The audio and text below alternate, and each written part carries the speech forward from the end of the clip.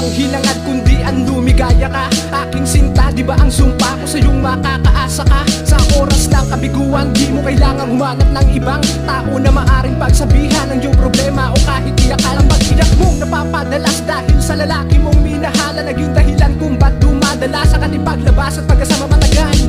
Nang di niya alam, kahit di ko gustong ipahiram ang aking sarili, pero di ko mawari kung ba't sinasayang niya lang ang pagmamahal mo. Kaya madalas mong sabihin sa akin na sana ako na lang siya, dahil sa pagod na pagod ka na gumawa na para ipagpatuloy pa ang inyong relasyon. Kaya nag-desisyon ka makipagrelasyon na patago. Di ko man to gusto, pero bakit di ko nagawa ang tagihan sa tulad mo? Bagkus kung ano ang pagkukulang niya ay yakipino na para lamang ipamukha na kalabisan na ang pagpapakatanga na iyong ginagawa para masalba. Kaya tinanggap ko na kahit napakalawa, kaysa makita kita na may luwa sa mata. Sinakripisyo ang kaligayahan para lamang patunayan sa iyo na sakit na mahalaga. Iba ang nagkundi mo ba ligaya? Masaya na ako na makita kang may ngiti sa mga mata. At kahit na masaktan ang aking puso, ang isipin mo, ang sarili mo, ako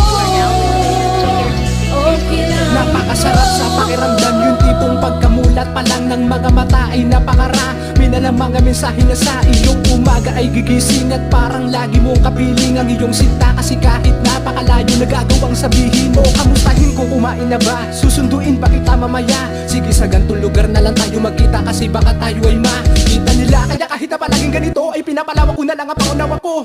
At kung minsan parang gusto kitang tanungin kung bakit ganito, pero kaya na sinabi mo na siya na lang, inihintay mo na magsabi sa iyo na salita. Kaya wala kasi ayaw mo naman na sa iyo magmula, kaya nagawa ko maghintay kahit saga. Ditong pamamaraan ay ramdam ko naman na may halaga rin sa iyo ang aking opinyon sa ating relasyon, pero talaga napakagulo. Nagpapagulo sa isip ko ang makasadaling parang piling ko na muling babalik ang pag-ibig nyo sa isa't isa. Kaya naisip ko na magtira para sa sarili, para kung sakali na mangyari na bumalik ang tamis na pag-iibigan ng sugat bigaan ng malaki. Iba ang nagkundi mo ba ligaya? Masaya na ako na makita kang may ngiti sa mga mata. At kahit na masaktan ang aking puso, ang isipin mo, ang sarili mo, ako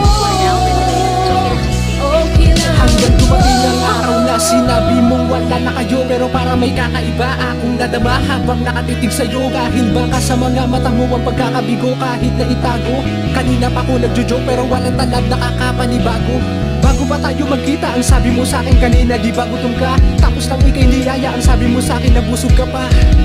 Ano ba talaga ang nararapat ko na gawin? Halos lahat na ng paraan ginawa ko na para lang pasiyahin. Huwag mong itindihin, sige sumatal ka lang at sabihin lahat ng sanoobin. Kung mag-iwan pa ng sugat aking titilisin, kung mahal mo pa rin siya aking yung tatanggapin. Di ba sinabi ko na masaya noon na makita-kita na masaya, okay na ako doon. Di ba simula mamanaw ko wala na akong hinagad ko, di ba kita ko na hindi pwede na inisip ang sarili at hindi na makita talaga pag-aari. Kaya hindi ko mawari kung dapat ba na isisip ko sakali na mahati ang damdamin na nagpapakasakali. Maaari na magalang na maipakilala mo ako sa iyong mga kaibigan ng magulang. Kahit na hindi na ganap, huwag ka mag-alala, at least napatunayan ko na sa iyo hindi ako nagkulang. Sa tuwing naiisip ko ang kahapon nating dalawa, ay alam mo ba na talagang hanggang ngayon ay laging hanap-hanap ka sa puso't isip na kaugit pa sinta.